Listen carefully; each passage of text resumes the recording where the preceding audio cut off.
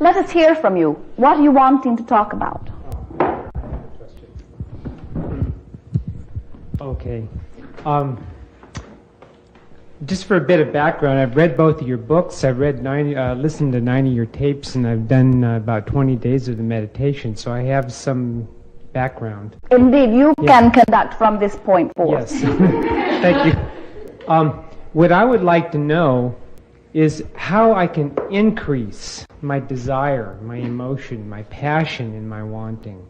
I'm finding that there are things that I want, but I have a difficulty in bringing out that really wanting it, that deep desire. It's the emotion that you speak of is not as strong as I would like it to be, and I'm wondering if there's something that I can do to change that, to bring out that emotion. Certainly. When you are speaking of desire or wanting and emotion, they are really two different things, although they feel very much the same. In other words, when you really, really, really want something, there is strong emotion about it. But the wanting, from our perspective, is the thought. In other words, you direct a thought toward an object of desire, and then the emotion is the response about it. Mm-hmm. Now, as you are understanding, and you are, that the emotion that you feel is the barometer or your feeling sensor of your connectedness between you, the conscious, physical, thinking you, and your inner being. The more magnificently you feel, the more love you feel, the more exuberance you feel, the more connected you are with who you really are. And so the reason that many of you do not feel passionate about much is because you have trained yourself through this physical experience to be so objective. You think about the pros and cons. You think about the pluses and the minuses. You evaluate all sides of the issues. Well, all sides of the issues do not resonate with who you are. When you are thinking about yourself in an uplifting manner, that really resonates with who you are. But when you are thinking about yourself in critical terms or in terms of lack, that does not.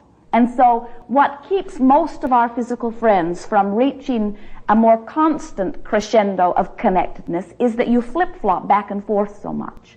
You do not hold your thoughts upon the positive aspect of anything long enough that law of attraction can empower it and give it any sort of momentum.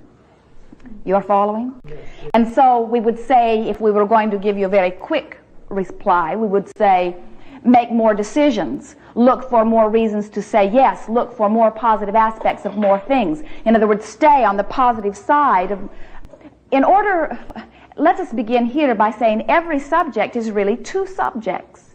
Most of you do not realize that. You think that the subject of health is one subject, while it is the subject of health or lack of it. There is the subject of dollars or lack of it. And when you are focused toward what you want, dollars or health or relationship, when you are focused there, if you remain on that side of the equation just for a little while, your physical vibration will increase because law of attraction will shine upon it and empower it until your personal physical vibration literally raises until your inner being can make connectedness. Stay with us for a moment, for this is going to be a very important understanding for you. You are upon the brink of this. You are bringing it forth in a way that is very important to you.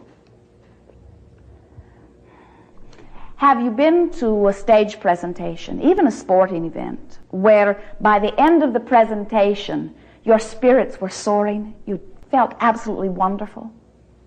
Sure.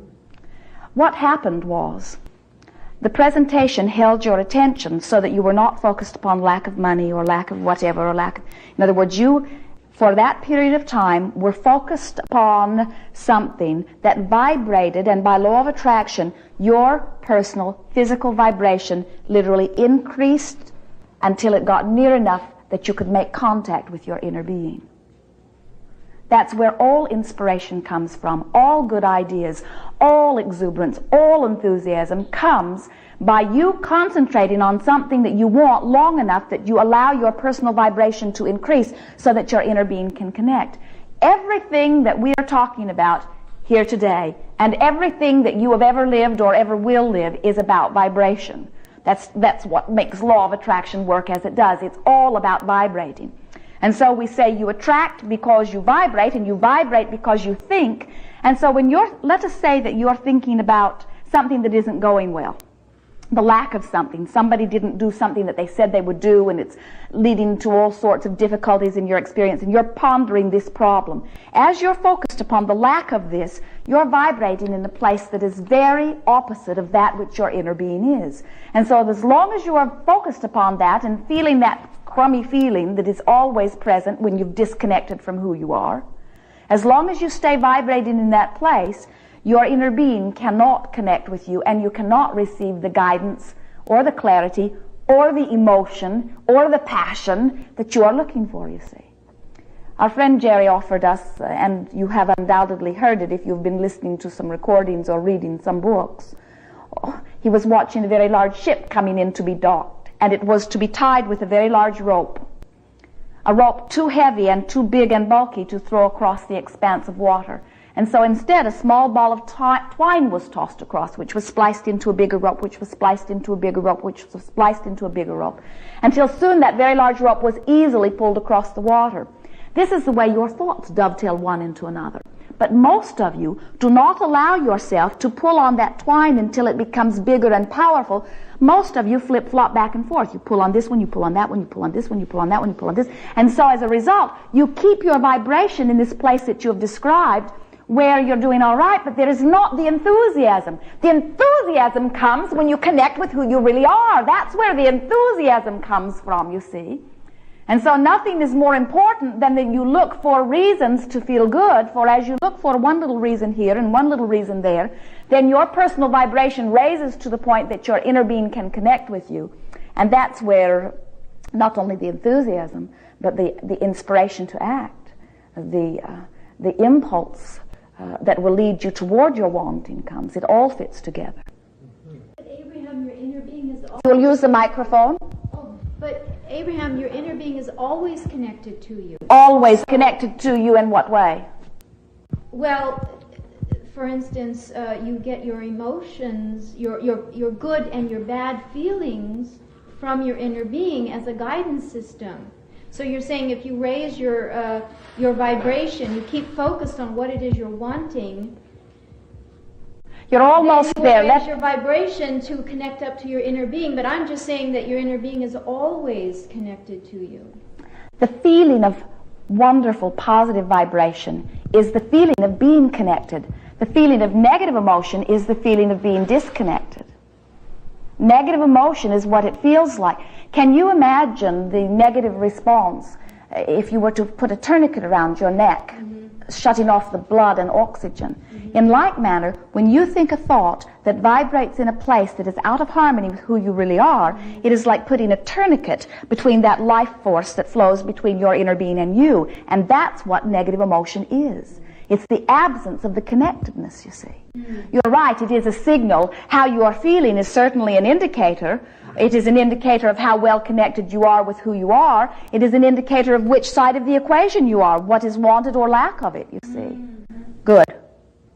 So then, if I'm thinking, just as an example, that I'm wanting $1 million. Good. And I'm not feeling very excited about this. You are suggesting here that what I should do is to just continue thinking about that until the more positive emotion comes through. Is this what you're saying? And try to find more positive things about that $1 million, something like that? When you say, I want such and such, right. If you will add to that, I want it because... These are the reasons that I want it. Right. Then what happens is you begin to focus upon the state of being and the state of having, which you are not so resistant about. Yeah. The reason that very often what happens when you say, I want $1 million, is that statement doesn't feel good. You want it, but it doesn't feel good. And the reason that it doesn't feel good is even though you're saying, I want it, your belief is, I'm not going to get it. And so you're vibrating in the lack of it, even though it is something that you want. And so the negative emotion that you feel is the way your inner being says to you, by its disconnectedness, what you want and what you're attracting are not the same here. You are saying the words, you are walking the walk, you are talking the talk, but you're not vibrating the vibrating, you see. And whatever it is that you're vibrating is what you're attracting. And so the way that you get your vibration in sync with what you want is to keep testing the waters a little bit. Offer a thought, see how it feels. Offer a thought, see how it feels. Offer a thought. The rule of thumb that we teach is be as specific as you can be about this $1 million and still feel good. In other words, offer the thought, and if it feels good, then keep moving forward. And in the moment that you start feeling discomfort, recognize you've stepped across the boundary of belief, and so then just step back. And back is, when we say back, most of you think that's moving backwards. We mean step inward to something that is more empowering. Now,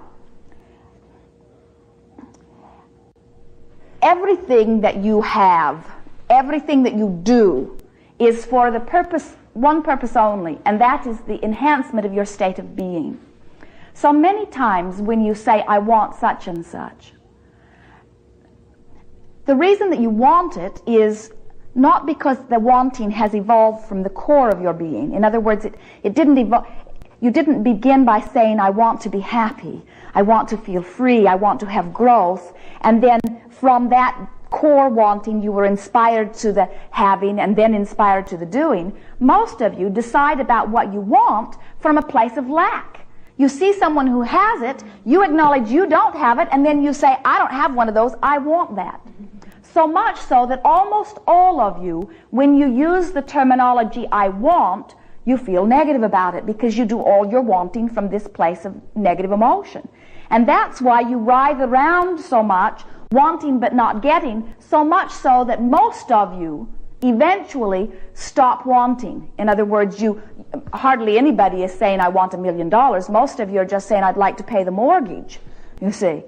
If I could just get by comfortably, if I could just not have debt. In other words, almost no one is wanting anything close to your potential of having because you've been wanting from a place of lack. And so what we would encourage is that you do not start by saying, I want $1 million. That is going about it backwards. We would say that you start by saying, let us begin again. Wanting in terms of doing, if you could see far out on the peripheral of your experience. Wanting for the sake of having is out there also, but not as far out. In other words, you do in order to have, and you do and have in order to be, but the beingness is what is at the core of you. It's why we refer to your soul or higher self or spiritual guide as your inner being, because it exists within you and it exists in a state of being. And so if rather than thinking about what you're wanting to do or what you're wanting to have, you will start by saying, I want to be or I want to feel free, happy, well, secure, whatever it is you are wanting. I'm wanting to feel my productivity, those sort of feeling things. Then from that centered place of wanting to feel, then the ideas of what to have will come forth. Well, in order to feel secure, I'm wanting lots of money. I'm wanting a place to live. I'm wanting an avenue for the money to flow in, and so on. And then from that place, the doing, the specifics of the doing will be inspired to you. Do you see what we're saying? It doesn't work very well when from your place of lack you say, I want to have it or I want to do it. Because what happens is you cannot do enough to compensate for the negative vibration. The negative vibration is going to the boundaries of the universe, and your doing this is only what you can do right here around your body, you see, or what you can facilitate through your doing, or what you can delegate to somebody else who is usually doing it from a place of lack also. And so under that sort of creating system, as you can see as you look around you, most of you are not doing all that bad, but you're not doing all that good either, because you're counting so much on action to make the difference. What you will gather as we are here together today is a very firm knowing that nothing is more important than your vibration, because everything that comes to you is as a result of that. We have been watching our friends, we're watching many of you, and they are living much that provides